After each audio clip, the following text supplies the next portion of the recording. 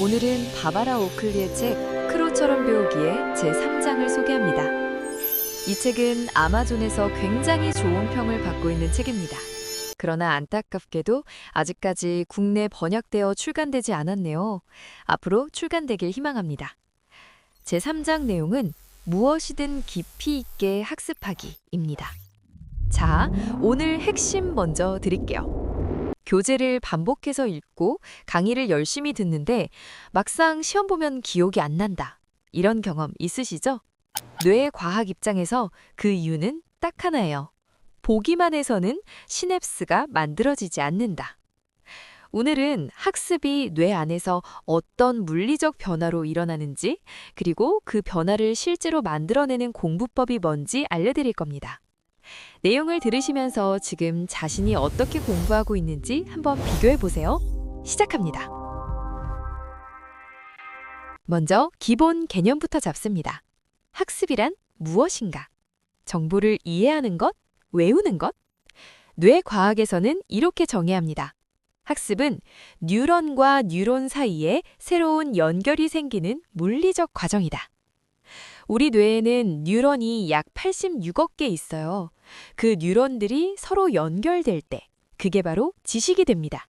조금 더 구체적으로 설명드릴게요. 뉴런 하나에는 축삭돌기라는 게 있어요. 팔처럼 뻗어나가는 부분입니다. 그리고 다른 뉴런에는 수지상돌기 가시라는 게 있어요. 발가락처럼 받아들이는 부분이에요. 이 둘이 맞닿는 지점을 시냅스라고 부릅니다. 학습이란 바로 이 시냅스가 새로 생기는 겁니다. 예를 들어 볼게요. 메타포라는 단어를 처음 배울 때는 짧고 단순한 연결망이 하나 생깁니다. 근데 다양한 글에서 다양한 맥락에서 이 단어를 계속 마주치면 그 연결망이 다른 개념들과 얽히고 두꺼워져요. 그게 진짜 이해입니다.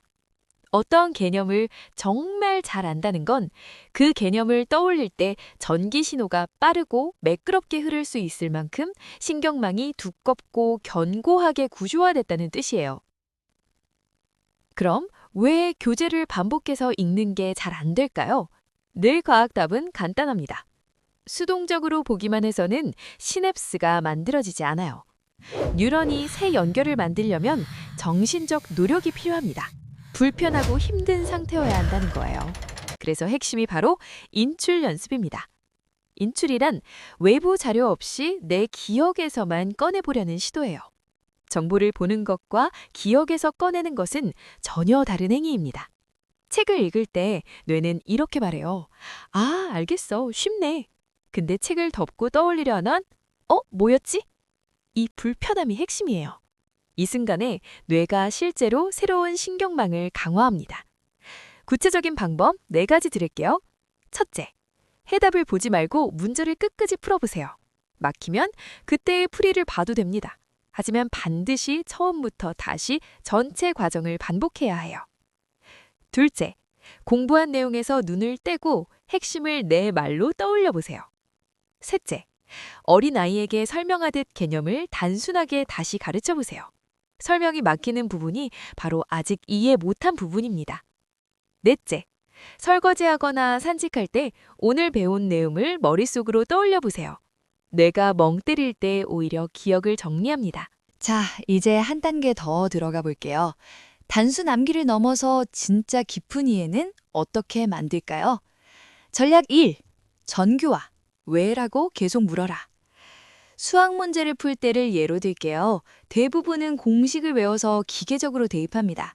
근데 매 단계마다 이렇게 물어보세요. 나는 지금 왜 이 단계를 하고 있지? 이걸 전교화라고 합니다. 자신의 언어로 이유를 설명하는 거예요. 실험 결과가 충격적이에요. 같은 논리 문제를 풀 때 풀이 단계를 스스로 설명한 학생들의 정답률은 90%, 그냥 푼 학생들은 23%, 설명 하나만 추가했는데 이 정도 차이가 납니다. 전략 2. 교차 학습. 섞어야 진짜 실력이 된다. 보통은 이렇게 공부해요. 유형 A 문제 30개 다 풀고 그 다음에 유형 B 문제. 근데 더 효과적인 방법은 섞는 겁니다. 유형 A, B, C를 무작위로 섞어서 푸는 거예요. 테니스로 예를 들면요. 포핸드 100번, 백핸드 100번 따로 연습하는 것보다 포핸드, 백핸드 발리를 무작위로 섞어서 연습할 때 실전에서 훨씬 잘 대처합니다. 이유가 뭘까요? 섞어서 공부하면 단순히 답을 찾는 게 아니라 이 상황에서 뭘 써야 하지를 계속 판단해야 하거든요. 이 판단력 자체가 실력이 됩니다. 처음엔 훨씬 혼란스럽고 어렵습니다. 실수도 많이 해요. 근데 그 불편함을 버티는 과정이 뇌를 훨씬 유연하게 만들어요. 전약 3. 점점 더 어렵게. 안주하면 안 된다.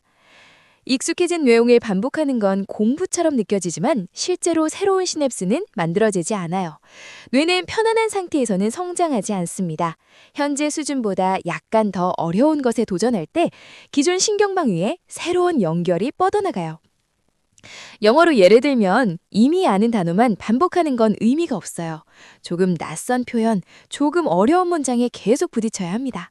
자, 마지막으로 이것만 짚고 마무리할게요. 많은 분들이 놀라는 부분입니다. 밤새 공부하면 열심히 하는 거잖아요. 뇌과학은 이걸 완전히 뒤집어요. 기억이 실제로 고착되는 건 잠을 자는 동안입니다. 낮에 공부하면 유련에서 수지당 돌기 가시가 생기기 시작해요. 하지만 이게 인접한 유련과 완전히 결합해서 장기 기억의 시냅스로 굳어지는 건 수면 중에 일어납니다. 근육도 운동할 때가 아니라 쉴 때 자라잖아요. 뇌도 똑같습니다. 그래서 하루 10시간 벼락치기가 안 되는 이유가 여기 있어요. 수면이라는 굳히기 과정 없이는 형성된 연결이 영구적으로 자리 잡지 못하고 사라져버립니다. 하루 1시간씩 10 동안 매일 밤 자면서 굳히는 게 10시간 몰아치기보다 훨씬 강합니다. 자, 오늘 내용 정리해드릴게요.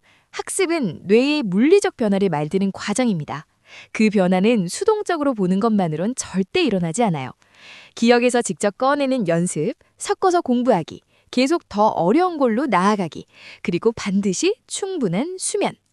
오늘 밤부터 딱 하나만 바꿔보세요. 책을 덮고 눈 감고 오늘 배운 걸 머릿속으로 한번 떠올려보는 겁니다. 그게 시작입니다.